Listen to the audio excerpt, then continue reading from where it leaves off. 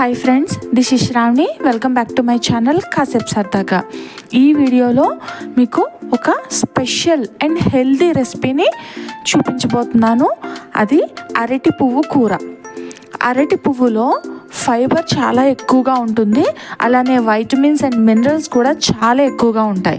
ఇది మనకి డైజెషన్కి, హార్ట్ హెల్త్కి, ఎస్పెషల్లీ కిడ్నీలో స్టోన్స్ ఉన్న వాళ్ళకి అరటి పువ్వు కూర చాలా బాగా పనిచేస్తుంది. ఇది చేసుకోవటం చాలా డిఫికల్ట్ అని చాలామంది అనుకుంటారు, కానీ చాలా ఈజీగా ఎలా తయారు చేసుకోవచ్చో ఈ వీడియోలో మీకు కంప్లీట్గా చూపిస్తాను. స్కిప్ చేయకుండా కంప్లీట్గా చూడండి. నా ఛానల్ని సబ్స్క్రైబ్ చేసుకోవడం మాత్రం మర్చిపోకండి. ముందుగా అరటి పువ్వుని తీసుకోవాలి. ఈ అరటి పువ్వులోని వీటిని తీసుకుని వీటి మధ్యలో మనకి ఇలా కనిపిస్తాయి, వీటిని తీసేయాలి. తీసేసి ఓన్లీ ఈ పువ్వుని మాత్రమే ఉంచుకోవాలి. ఇలా 1 by 1 వీటన్నిటినీ కూడా తీసుకోవాలి.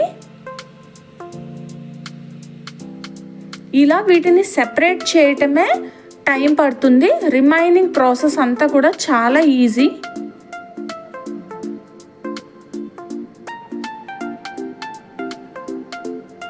ఇలా ఒక సైడ్ ఉన్నవన్నీ తీసుకున్న తర్వాత మళ్ళా దీన్ని ఓపెన్ చేస్తే మరికొన్ని పువ్వులు ఉంటాయి.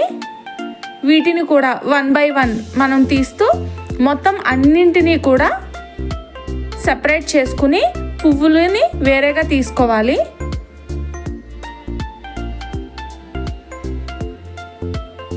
చూడండి, ఇలా అన్నిటిలోంచి వాటిని తీసేసి పువ్వుల్ని మాత్రం సెపరేట్ చేసుకోవాలి.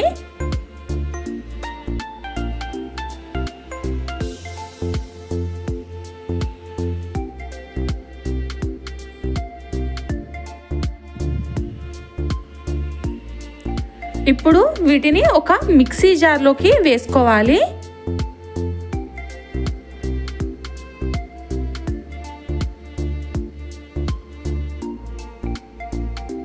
ఇలా అన్నింటినీ మిక్సీ జార్లో వేసుకుని టేస్ట్కి సరిపడా కొంచెం సాల్ట్, కొంచెం వాటర్ని వేసుకొని దీన్ని బాగా గ్రైండ్ చేసుకోవాలి. చూడండి, ఇలా గ్రైండ్ చేసుకోవాలి. ఇప్పుడు ఒక బౌల్ తీసుకుని బౌల్ మీద స్ట్రైనర్ పెట్టుకుని మనం మిక్సీ చేసుకున్న అరటి పువ్వుని ఇందులో వేసుకోవాలి.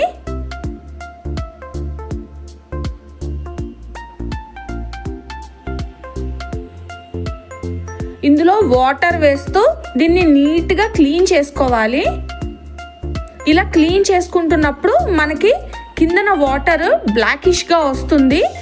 ఆ వాటర్ మనకి వైట్గా అంటే ప్యూర్గా వచ్చే వరకు దీన్ని నీట్గా క్లీన్ చేసుకోవాలి.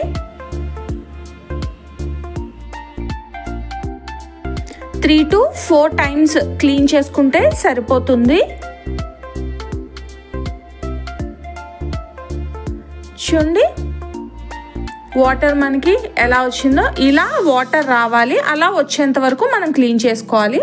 ఇప్పుడు స్టవ్ ఆన్ చేసి ఒక ప్యాన్ పెట్టుకుని ఇందులో కొంచెం ఆయిల్ వేసుకోవాలి. కరివేపాకుతో పాటు తాలింపుకి ఆవాలు, జీలకర్ర, శనగపప్పు, మినపప్పు, ఎండుమిర్చి, కొంచెం పసుపుని వేసుకుని మంచి కలర్ వచ్చేంత వరకు ఫ్రై చేసుకోవాలి. ఇవి బాగా ఫ్రై అయిన తర్వాత ఇందులో అరటి పువ్వుని వేసేసుకోవాలి.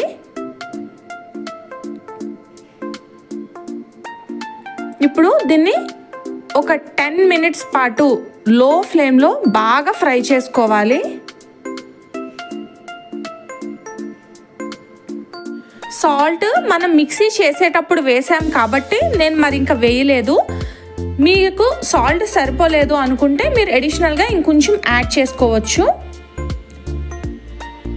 మరి కొంచెం దీని టేస్ట్ని పెంచడం కోసం మీకు కావాలంటే కొంచెం చింతపండు రసంని కూడా వేసుకుంటే ఇంకా టేస్ట్ చాలా బాగుంటుంది. నేను యాడ్ చేయట్లేదు.